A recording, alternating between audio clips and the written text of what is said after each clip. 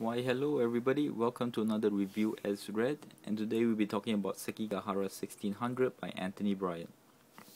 Now again, we'll go through the same format. We'll talk about the book, then after the cons and the pros, and then the conclusion to the book.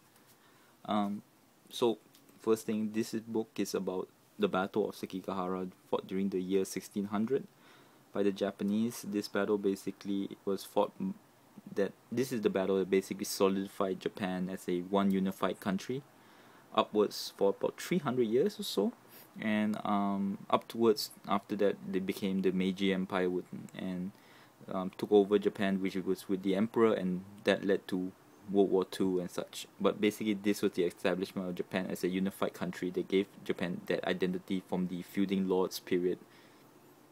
So that's what the book's about. This is basically a history book. It's not a novel.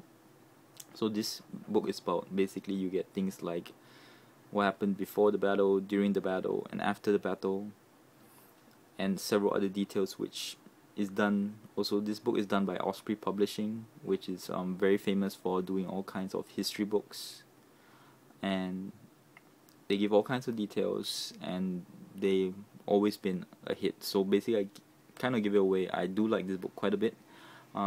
But so let's go into the cons first. If I had to give one bad thing about this book, if you were already a fanatic about the Battle of Sekigahara, you probably won't find anything new in here. But that's a really slight knock, because like I said before, Osprey Publishing has this amazing ability where almost all the books, in fact all the books that I personally have read of their series, whether you're a beginner or you're a veteran to the series of or discussed items such as armies, battles, soldiers, you always learn something from it, and you still enjoy it.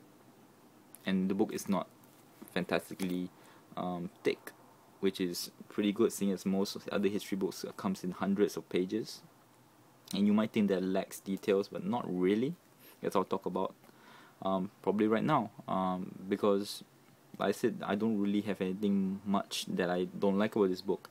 It's good for almost anybody. If you want to learn about the battle, it's good. You want to learn about Japanese history in this short period, is also good, because it actually goes through, like I said, all three periods: before, during, and after, and that basically goes through the entire spans. Basically, you get an idea of how the history of the feuding lords came about and everything. And it starts with the Totoyomi, where Hideyoshi and all had unified the country to a certain extent, but there were still many feuding lords, and to a certain extent with big personalities, and how Tokugawa, this one battle basically solidified the rule. And so basically there's a large period, and on top of that, the illustrations absolutely beautiful and accurate too, because they go into, Osprey has always been known very good for their references and everything, and a lot of good things about it is that these books tend to have these little spaces here, like you look at that. These things actually, you can imagine, like other publishers, they don't even have to put this here, but they have a lot like Easter eggs where they will give you details like what this kind of armor is called and everything like that. And the fact is, to be honest, they didn't have to. And also a lot of Easter eggs is things like, in the back of the book, they actually tell you what the battlefield is today. They explain, if you were there, if you were planning a holiday, you could actually plan to go to these places, and what's the pros and cons of the area. Like for this one, like maybe the lighting of the place of the Battle of Sekigahara, the museum is not very good, and then it's a ton of details. Like I said, it's at a glance, and on top of that you get these beautiful maps detailing numbers of soldiers and everything, and you don't just get one. You, like during the Battle of Sekigahara, you basically get 3 maps of the battle, 3 phases of the battle, which is amazing, the amount of detail. And on top of that, the best part is actually the text type.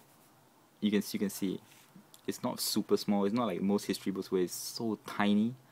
And because, just letting you know something about myself, I read pretty slow. I like to read a few pages a day and stuff like that. So this book is really good because the text and the amount of pages you have to read, it's not that daunting. Like example from here is this chapter is just like 40 page, half of page 47 to basically the next page. Look at that. And then some pages go on for 3 pages to 4 to 6 pages, but the text type now is really is large enough where it's not, you don't have to strain at all, and it like for me, I can read it in short bursts and finish the book relatively quick, and but yet I still get so much detail from this book. Basically, yeah, I'm not gonna go on about the same thing again, but basically, great book. If you're a beginner or whether you're a veteran, this is just a book that, especially the best part, easy to reference. You need to know like how the symbol of a particular feudal lord look like. You can look this up straight away, very quick. If you need to know how many units he had, you can also look it up very quick. So yes, can't recommend this more. Sekigahara 1600 by Anthony Bryant by Osprey Publishing, a hit with me, and I hope that you enjoy. Till next word.